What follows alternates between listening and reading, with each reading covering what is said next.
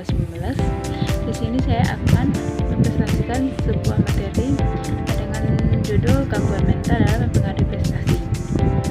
Tugas ini saya buat untuk menyelesaikan tugas akhir mata kuliah psikologi olahraga dengan dosen pengampu Bapak Eva Elmiza, SPD MPD.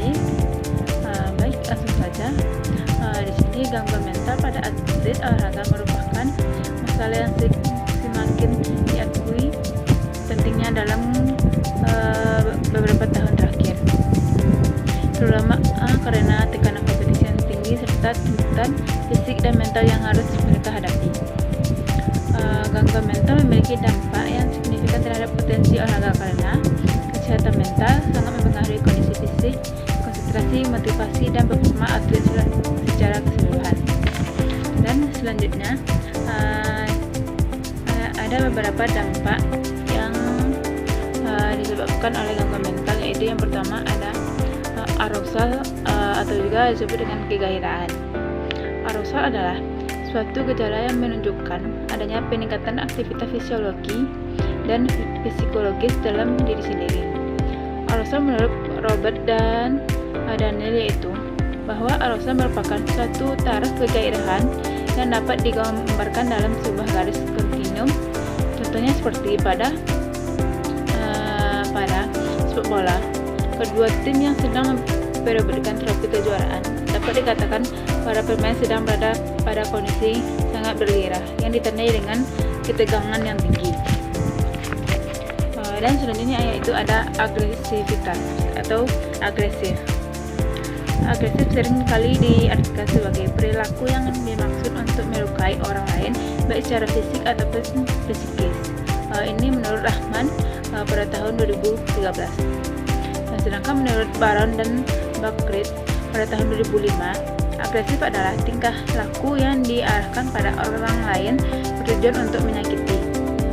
Berdasarkan definisi di atas, maka organisasi pada agresivitas pada remaja dapat diartikan sebagai tingkah laku kebersamaan secara fisik ataupun secara verbal yang dilakukan secara sengaja terhadap orang lain dengan bermaksud atau bertujuan untuk melukai dan menyakiti.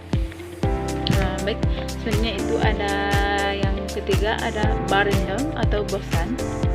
Barendam adalah perasaan jemu atau bosan sehingga atlet tidak bergairah untuk melakukan latihan ataupun pertandingan. Barendam terjadi pada atlet apabila latihan tidak bervariasi atau monoton, seperti itu terus yang diulang, dan latihan itu tidak ada variasinya dan hanya seperti mengulang-ulang latihan yang sebelum-sebelumnya. Barendam bisa diartikan juga sebagai sudut tidak suka lagi karena sudah terlalu sering atau banyak dan aktivitas itu saja.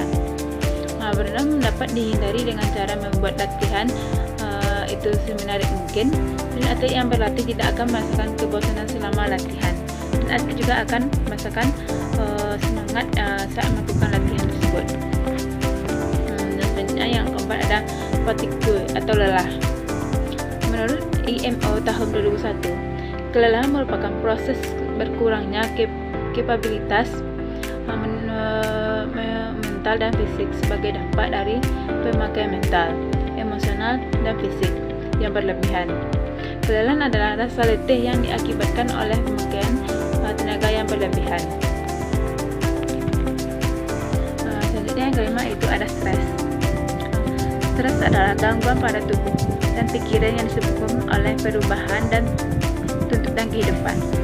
Stres didefinisikan sebagai ketidakmampuan mengatasi ancaman yang dihadapi oleh mental, fisik, emosional, dan spiritual manusia, yang pada suatu saat dapat mempengaruhi keadaan fisik seseorang.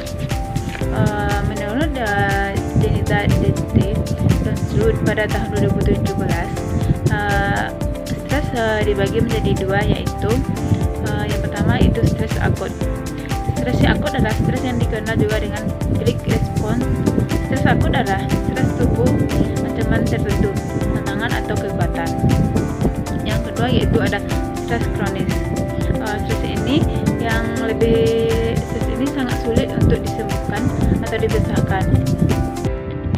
dan efeknya sangat berkepanjangan dan lama untuk memulihkannya seperti awal. Dan selanjutnya yaitu ada frustasi. Frustasi adalah perasaan jengkel akibat terhalang dalam pencapaian tujuan. Sementara menurut frustasi adalah keadaan batin seseorang ketidakseimbangan dalam jiwa, suatu perasaan tidak puas karena hasrat yang tidak tercapai. Dan selanjutnya ada tanda-tanda seseorang mengalami stres. Ini saya mengutip dari web MD, yaitu seperti yang pertama yaitu hilangnya kesabaran, yang kedua gerakan tubuh yang berulang-ulang seperti menggerakkan jari terus-menerus, yang ketiga itu merasa sedih dan cemas, yang keempat kurang percaya diri, yang kelima sulit tidur, yang keenam dan yang terakhir menyiksa diri seperti tidak mau makan. Baik, hanya itu materi dari saya. Apabila ada kata saya mohon maaf. Saya akhiri. Assalamualaikum warahmatullahi wabarakatuh.